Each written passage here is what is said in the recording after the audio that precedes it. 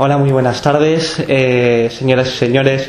Bienvenidos a esta tertulia en la que mensualmente, desde ahora hasta las próximas elecciones generales de noviembre, vamos a realizar jóvenes de diferentes tendencias ideológicas. Vamos a hablar sobre temas de la actualidad política y social, y a partir del mes de diciembre o enero se celebrará una vez a la semana. Esta tarde tenemos el honor de contar con la presencia de Borja Moliné, estudiante de Bachillerato de Humanidades, y Daniel Sánchez, de secundaria, de cuarto de la ESO, concretamente. ¿Cómo estáis? ¿Qué tal? Pues yo la verdad es que bastante bien, la verdad. Encantado de participar en esa tertulia y la verdad, encantado de que se me haya brindado esta oportunidad, sobre todo por parte de Samuel, de poder tomar parte en esa tertulia. ¿Qué tal, Dani? Muy bien, yo también me encuentro ilusionado de comenzar este nuevo proyecto que puede que sea una nueva vía de entendimiento entre diferentes tendencias ideológicas.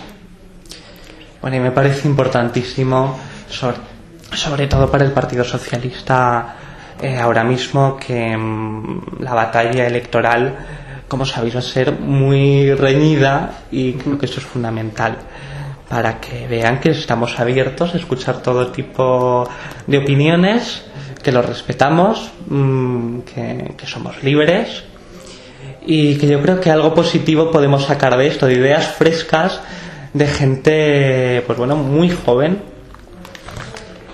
A ver, hoy vamos a hablar, para empezar, de la crisis económica. En primer lugar, del origen, que se inició en el 2007 en Estados Unidos con las hipotecas basura.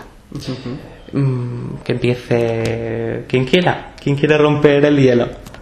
Por mí no hay ningún problema. Sí. Empieza tú mismo, De acuerdo. Borja, si quieres. Vale, pues principalmente me gustaría hablar sobre todo en Estados Unidos, porque principalmente Estados Unidos iba acarreando un problema financiero y sobre todo en el ámbito de lo que sería inmobiliario principalmente. Yo creo que esto se remonta bastante antes del 2007, principalmente con las hipotecas subprime y con las aseguradoras financieras, y sobre todo también con los bancos, muy importante, finalmente por las conductas irresponsables que han tenido todos estos. Me gustaría empezar hablando del crecimiento que tuvo Estados Unidos durante la época Bush, que tuvo un gran crecimiento económico. El mercado se inundió de valores bursátiles, se empezó a crear sobre todo la burbuja inmobiliaria, se empezó a dar créditos fáciles, sobre todo créditos fáciles, y la venta a plazos. Así fue un endeudamiento progresivo y sobre todo con una especulación. En el mercado inmobiliario, lo que creo que pasó principalmente es que las casas se podían vender a una hipoteca, mortgage en inglés, a largo plazo y con un bajo precio, con lo cual muchas personas, pues, con pocos recursos y con poca seguridad de poder devolver esos préstamos, podían adquirirlas. También un endeudamiento, las aseguradoras, ya que empezaron a asegurar por encima de sus posibilidades, es decir, sobre todo con los bonos basura, asegurar cosas con un gran riesgo principalmente. Y también esto, junto a medidas neoliberales que venían ya desde la Reaganomics, desde 1980, que poco a poco han ido endeudando, corrompiendo y envenenando el sistema americano, creo yo. Muy bien. Daniel. Coincido en el punto de vista de que ha sido un gran problema del neoliberalismo económico. Y de todo esto se puede sacar una lección muy útil, que es que los gobiernos deben, en mi opinión, ser intervencionistas y controlar el sistema financiero, no quiero decir con esto que se nacionalice todo, pero sí un cierto control y un seguimiento de los bancos, incluso con un sistema de amonestaciones ante las conductas irresponsables. Porque esto nació en Estados Unidos, que no olvidemos que es el país del capitalismo agresivo, en el que cada uno únicamente vela por sus propios intereses. Entonces, ante la entrada de poder, como ha dicho Borja, primero de Reagan y después de la administración Bush, vieron que tenían las manos totalmente libres y empezaron a hacer una especulación totalmente agresiva y contraria a lo que serían las políticas de bienestar social, ya que únicamente pensaban que cada uno se saque sus propias castañas del fuego. Entonces opino que gran parte de la culpa de esta crisis es de los bancos, pero también la achacaría a la propia ciudadanía y a su irresponsabilidad, porque no han sabido ver que los bancos les estaban ofreciendo una manzana envenenada. Eso también ha pasado mucho, sobre todo ciertamente con las, por ejemplo, con los bancos. Por ejemplo, un ejemplo que voy a poner, que quebró en el 2006-2007 el banco Lehman Brothers, que es un banco importantísimo de América, en el que ese banco vendía bonos a los hipotecas a la ciudadanía, prácticamente como si fueran regalices y caramelos. Y muchas veces los bonos que vendía Lehman Brothers, y por esto han sido juzgados empresarios y altos representantes de esta empresa, de esta compañía, porque vendían bonos contra a la gente y luego al mismo tiempo atacaban a esos bonos, con lo cual es una contradicción por su parte, finalmente, y yo achacaría esa parte principalmente a eso. Además, también esta crisis se ha extendido a Europa, precisamente porque como actualmente estamos en una economía globalizada, pues y todos los bancos están interconectados entre sí, pues no ha habido una regularización.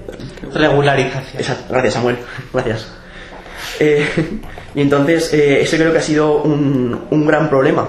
Entonces la especulación se debía principalmente a que parte de la ganancia se invertía en negocios fáciles y rentables, no en la mejora de la productividad como podría haber sido en el I+D, sino que se querían obtener beneficios fáciles e invertir con un riesgo de que, a pesar de que podría ser peligroso. Y entonces estos negocios a bajo precio, estas hipotecas a bajo precio también se vendían pues a mansalva, y no se dieron cuenta de que se estaba creando una burbuja parecido a la que se produjo con GlobalNet en 21. Estoy hablando de la burbuja informática que se produjo en el 2000 y que estalló alrededor del 2001, más o menos en esa época, nada más entrar en el nuevo milenio. Luego, los negocios empresariales alentaba a que el capital se invirtiese en otros ámbitos para rentabilizar, pero aún así se produjo una malversación de capitales que creo que ha llevado a esta crisis. Y además los bancos prestaban este dinero con la sola garantía de los siguientes ganancias. Es decir, tú ibas al banco con un negocio poco seguro, con alto riesgo, y el banco te concedía el préstamo, a pesar de que era sabido que ese negocio podía tener sus riesgos y que el banco podía perder ese dinero. Entonces y esto va en contra del sistema de préstamos. No tenían un aval seguro.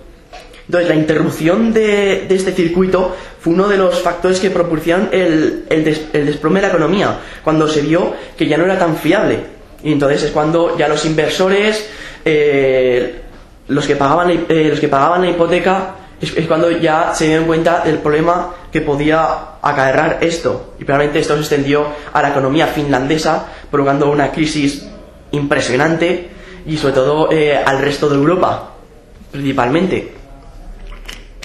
Y las consecuencias de esta crisis han afectado a todas las personas que han pedido créditos bancarios a un bajo interés y que ahora no pueden pagar. Y esto ha propiciado la quiebra de bancos, el descenso del consumo como reducción de la liquidez en el mercado, y los empresarios no han podido hacer frente a sus necesidades de inversión, y muchas empresas han quebrado, sobre todo las pequeñas empresas y las grandes empresas. En América las grandes aseguradoras, los bancos, pequeños accionistas y, por poner un ejemplo español, las pymes. Las pymes han visto muy afectadas por esta crisis, la ausencia de créditos, escasa circulación monetaria, han provocado un descenso generalizado de la actividad económica, provocando un descenso del estado de bienestar.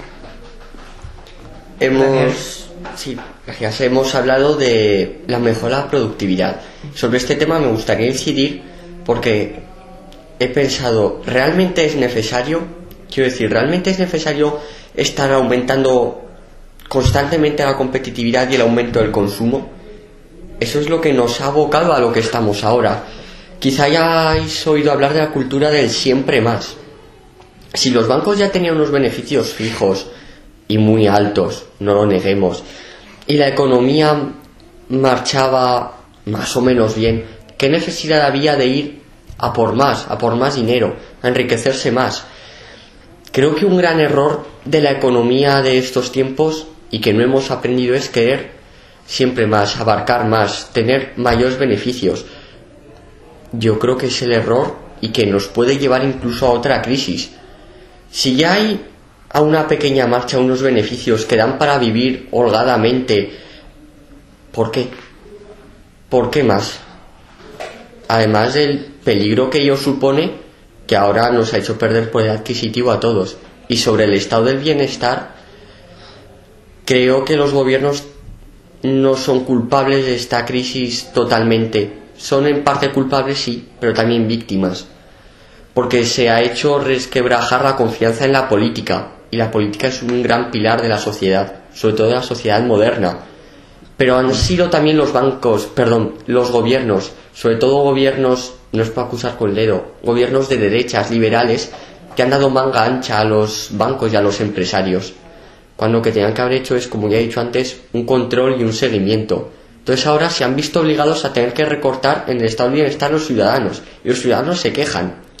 Creo que aquí nadie es completamente inocente y tampoco nadie completamente culpable, porque los propios banqueros se han visto víctimas de sus propias especulaciones. O sea, han ayudado a crear un monstruo que ahora se les ha comido a ellos, por decirlo de alguna forma. Y también mucha gente que actuaba casi al margen de la legalidad. No olvidemos el caso Madoff, por ejemplo, que se aprovechó de esta gran burbuja en la que todo era fiesta, por decirlo de algún modo, y vamos a ganar dinero. ¿Y ahora qué ha pasado? Que tú mismo te has cargado tu propio imperio.